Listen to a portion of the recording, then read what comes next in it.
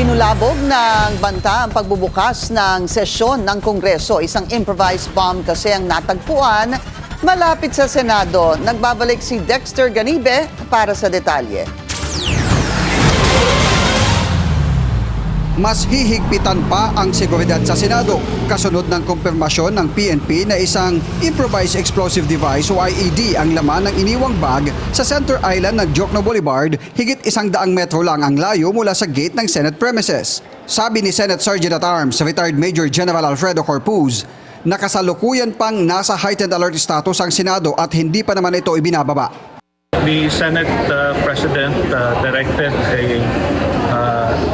the OSA to intensify yung ating security operations dito sa Senado. No? We will add more security personnel on the grounds, and of course, mas paigtingin natin yung pag-iinspeksyon ng mga taong papasok dito sa Senado. No? Not only inside but also outside.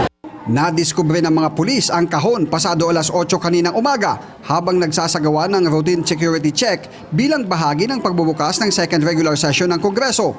Naglalaman ito ng battery, blasting cap, wires, timer at plastic jar na naglalaman ng powder na kulay brown.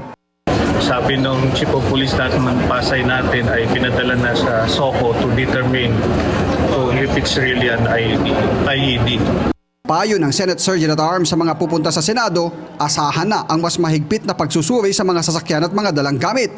Inaalam pa rin kung sino o anong grupo ang nasa likod ng pag-iiwan ng IED malapit sa Senado. Sa kabila ng natagpo ang IED, nagpatuloy ang unang sesyon ng Senado kung saan kabilang ang ilang foreign diplomat sa mga bisita. Tumagal ng halos 30 minuto lang ang sesyon bago mag-suspend para sa ikalimang sona ni PBBM. Para sa Agenda, Dexter Ganibe, Billionaire News Channel. Samantala, sumabog ang isang IED malapit sa main entrance ng Justice Department sa Padre Faura Street sa Ermita. Nangyari ito pasado alas 12 ng madaling araw. Wala namang nasaktan sa insidente. Ayon sa DOJ, under control na ang sitwasyon habang ongoing ang investigasyon.